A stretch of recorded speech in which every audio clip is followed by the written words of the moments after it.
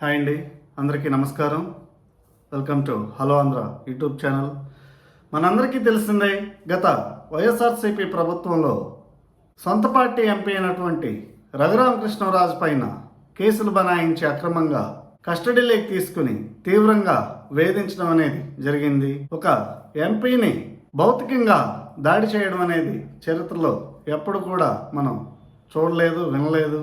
అయితే గత ప్రభుత్వంలో ప్రభుత్వానికి వ్యతిరేకంగా మాట్లాడినటువంటి ఎవరైనా సరే వాళ్ళని ఉపేక్షించలేదు. వారి ఆర్థిక మూలాలు దెబ్బకొట్టడం దగ్గర నుంచి అనేక రకాలుగా హింసించారు. ఆ పరిస్థితులు అర్థం చేసుకున్నటువంటి వ్యక్తులు ప్రభుత్వానికి బానిసలుగా పనిచేయడం జరిగింది.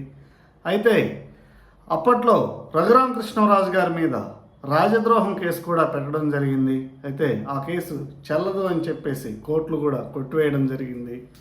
అయితే ఈ ప్రక్రియ అంతా కూడా కొనసాగడానికి ఐపీఎస్ ఆఫీసర్ల సహకారం అనేది తప్పనిసరిగా ఉండాలి. అదంతా కూడా ఉంటేనే ఇలాంటి తీవ్రమైనటువంటి కేసులు బనాయించగలరు. అయితే ఈ ప్రక్రియలో నాడు సిఐడి చీఫ్గా పనిచేసినటువంటి సునీల్ కుమార్ కీలక వ్యక్తి. ఆ తర్వాత రఘురామకృష్ణరాజు గారిని బాగా ఇబ్బంది పెట్టిన వారిలో పిఎస్ఆర్ ఆంజనేయులు ఒకరు. అంతేకాకుండా వీరిద్దరికి తోడుగా విజయపాల్ అని చెప్పేసి సిబిసిఐడికి అడిషనల్ ఎస్పీగా పనిచేసిన వ్యక్తి కూడా ఇందులో ప్రధాన సూత్రధారని చెప్పుకోవాలి. ఈ కథంతా నడిపించింది వైఎస్ జగన్మోహన్ రెడ్డి గారే. ఎందుకంటే సిఐడి చీఫ్ సునీల్ రఘురామకృష్ణరాజుని గుండెల మీద కూర్చొని తీవ్రంగా భౌతికంగా దాడి చేస్తూ ఆ వీడియో క్లిప్ అనేది జగన్మోహన్ రెడ్డి గారికి పంపించి చూయించారు అని చెప్పేసి అప్పట్లో రఘురామకృష్ణరాజు గారు ఆరోపించారు. అయితే కాలం మారింది, ప్రభుత్వాలు మారాయి. అదంతా కూడా రఘురామకృష్ణరాజు గారు తన ఇదిలోంచి మర్చిపోలేదు.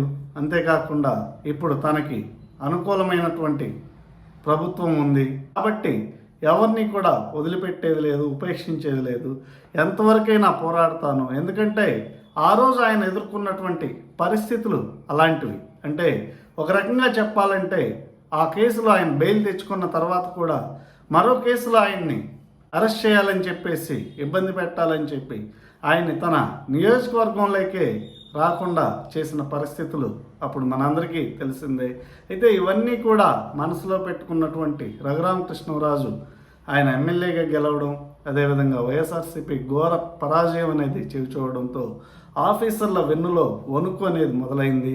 ప్రధానంగా చెప్పుకోవాలంటే సిఐడి చీఫ్ సునీల్ కుమార్ ఇతని మీద A1గా అక్యూజ్డ్ 1గా రఘురామకృష్ణరాజు ఎఫ్ఐఆర్ అనేది ఫైల్ చేయించారు. అయితే ఈయనతో పాటు పిఎస్ఆర్ ఆంజనేయులు, వైఎస్ జగన్మోహన్ రెడ్డి, విజయపాల్ వీళ్ళందరూ కూడా రఘురామకృష్ణరాజు గారిపై జరిగిన దాడిలో A1, A2, A3, A4లుగా ఉన్నారు.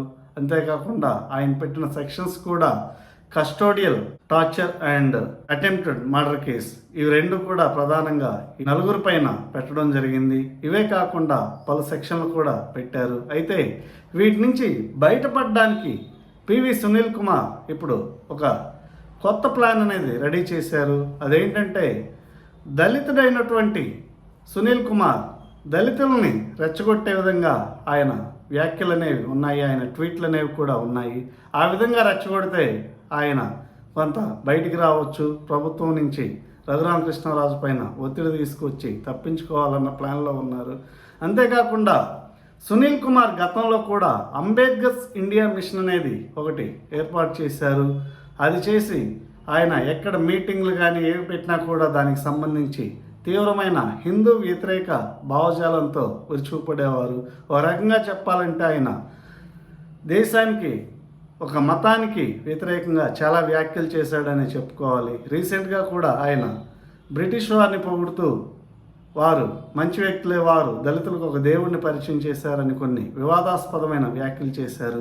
అంటే భారతదేశాన్ని ఎన్ని సంవత్సరాలుగా బానిసలుగా చేసుకుని పరిపాలించినటువంటి బ్రిటిష్ వారిని పోగొట్టడం అనేది, చరిత్ర అనేది సరిగా తెలియని వారే చేస్తుంటారు. అలాంటిది ఒక ఐపీఎస్ ఆఫీసర్ అయినటువంటి సునీల్ కుమార్ అలాంటి వ్యాఖ్యలు చేయడం అనేది నిజంగా దేశద్రోహం కిందకే వస్తాయని చెప్పుకోవాలి.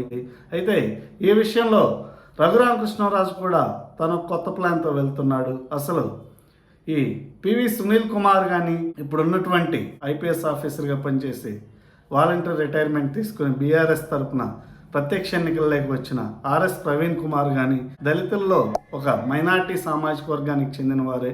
దళితుల్లో కూడా 2 విభిన్న కులాలు ఉన్నాయి. వారిలో వీరు ఒక కులానికి ప్రాతినిధ్యం వహిస్తున్న వారే.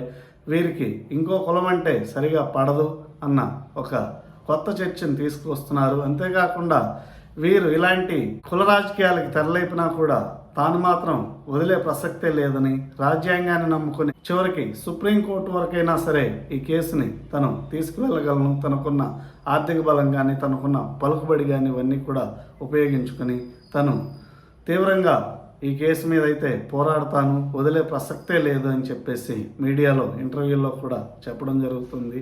ఇవన్నీ కూడా గమనిస్తున్నట్టయితే సునీల్ కుమార్కి రాబోయే రోజుల్లో కష్టకాలం అని చెప్పుకోవాలి. అంతేకాకుండా అప్పట్లో ముఖ్యమంత్రి అడుగులకి మడుగులెత్తినటువంటి సిఐడి సునీల్ కుమార్ రేపు ఏ ముఖ్యమంత్రి వచ్చి ఆయన్ని కాపాడుతారో అన్నది కూడా గమనించుకోవాలి. ఏ ప్రభుత్వం ఉన్నా సరే ఐపీఎస్ ఆఫీసర్లు తమకి నచ్చిన విధంగా కాకుండా రాజ్యాంగాన్ని అనుసరించి నడుచుకున్నట్లయితే అలాంటి వారికి ఎప్పటికీ ఇబ్బందులు రావు అనేది తెలుసుకోవాలి.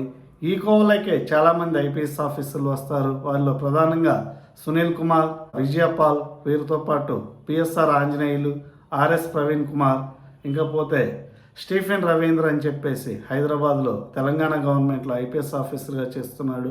ఆయన కూడా చాలా కాంట్రవర్షియల్ ఐపీఎస్ ఆఫీసర్. ఇలా చెప్పుకుంటూ పోతే చాలామంది ఐపీఎస్ ఆఫీసర్లు ప్రభుత్వాలకి అదేవిధంగా ముఖ్యమంత్రుల అడుగులకి మడుగులెత్తే విధంగా వ్యవహరించారు. ఇలాంటి వారందరికీ కూడా ఏదో ఒక రోజు తప్పనిసరిగా కోర్టుల్లో శిక్షలు అనేవి పడే అవకాశం ఉంది. లేకపోయినా సరే ప్రజా కోర్టులు అనేది వీరికి శిక్ష పడుతుందని చర్చ అయితే జరుగుతుంది. దీని మీద మీ అభిప్రాయాలని కామెంట్స్ రూపంలో తెలియచేయండి. Thank you.